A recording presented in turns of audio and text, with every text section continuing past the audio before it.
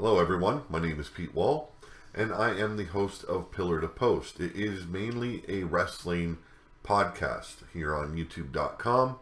It is April 14th, 2017, and I am going to post this before I do my usual Pillar to Post show.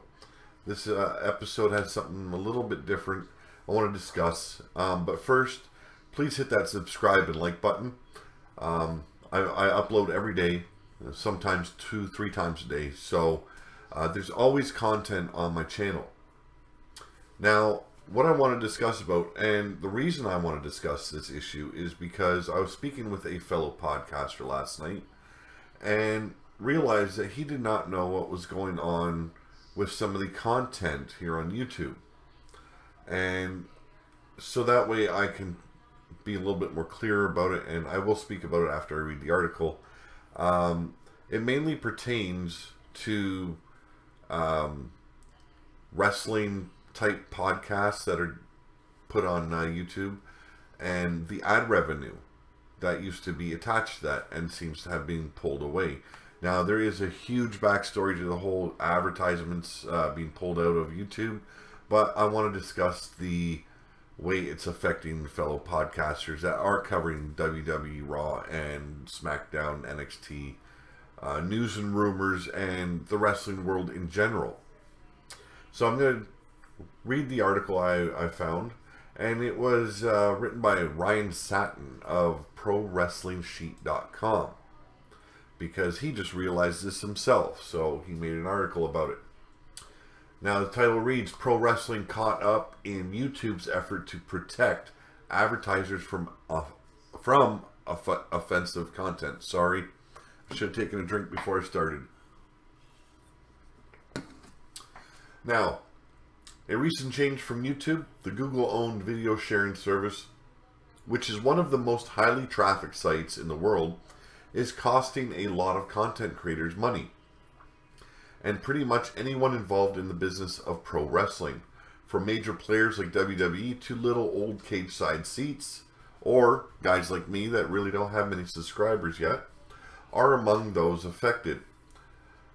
Last month, March 2017, YouTube implemented changes to their algorithm, which determines on what videos the service places advertising and how content is categorized. This was in response to advertisers who began to pull their business from YouTube upon discovering their products and services were being promoted along with extremist programming and shows containing hate speech. Now, part of these changes, including labeling most pro wrestling content as restricted, videos which are classified as such are hidden from browsers, and YouTube accounts set to restricted mode. YouTube's description of that feature reads, and it goes like this: restricted modes hide videos that may contain inappropriate content flagged by users and other signals. No filter is 100% accurate, but it should help you avoid most inappropriate content. The net, as independent companies like AIW and Beyond Wrestling have pointed out, is that fewer users are able to find their content, limiting views and any ad revenues which would come from those views. That is, if YouTube even places advertising on such inappropriate content, as the changes to their algorithm likely mean ads aren't run with restricted material.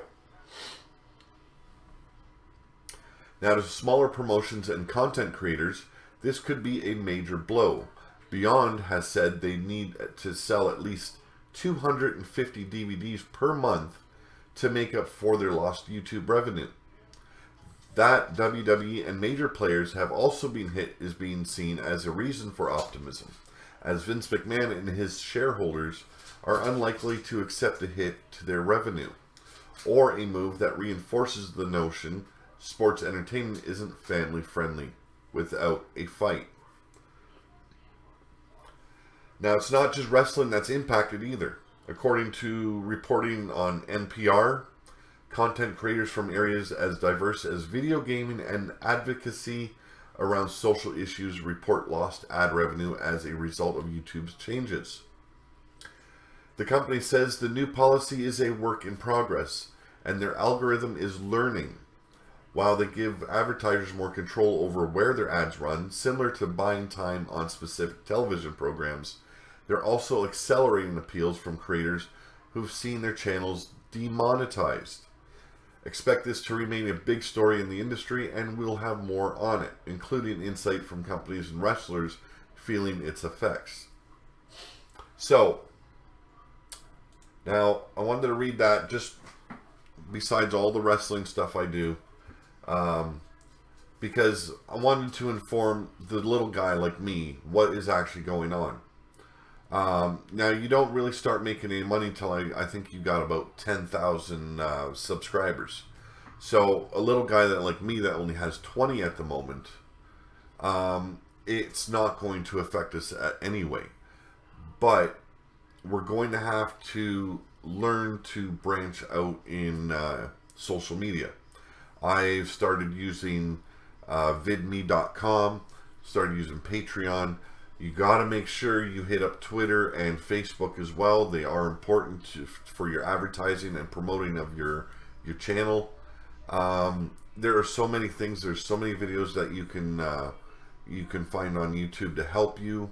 But in general, right now, wrestling podcasts are taking a huge hit. Now, anything to do with wrestling right now is taking a huge hit. We're not getting the advertisements that we would normally get.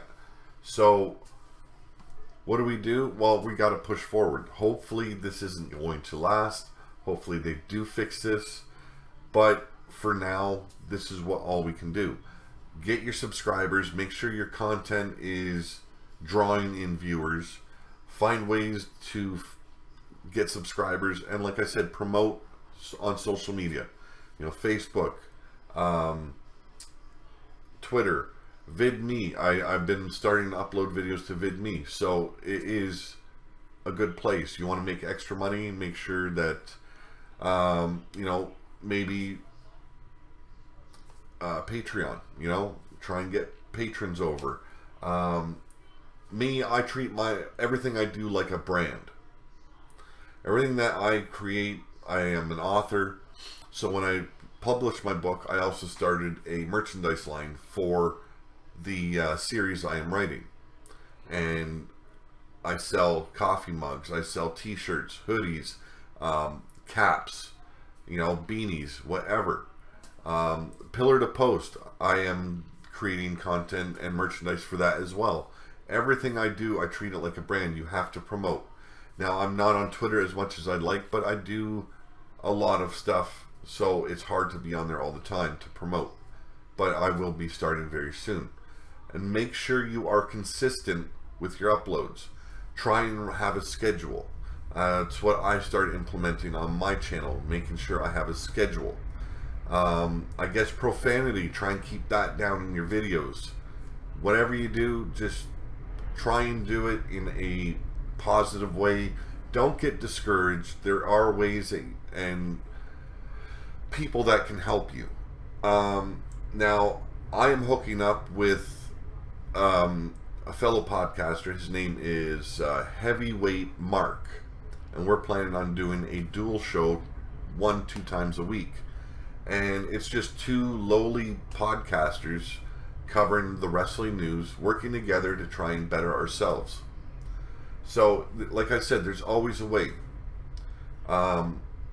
Now, I know there's a lot of people who are going to look at this video and say, well, you're a lowly newbie. You're very new here. You only got 20 subs. Well, I don't care. There are a lot of new creators out here that don't know what's going on. So this is to basically inform the newcomers, the new creators that are coming. And I hope I have helped with the article and hope a little bit with what I've been talking about. And like I said, there are so many different ways. I'm still learning. I still don't know how to tag things so they pop up for everyone when they're searching for stuff. I still don't know how to title things in a way that will draw the viewer in properly. I've get some videos that get over 100 views, and most of them get like 15. It's all a learning curve.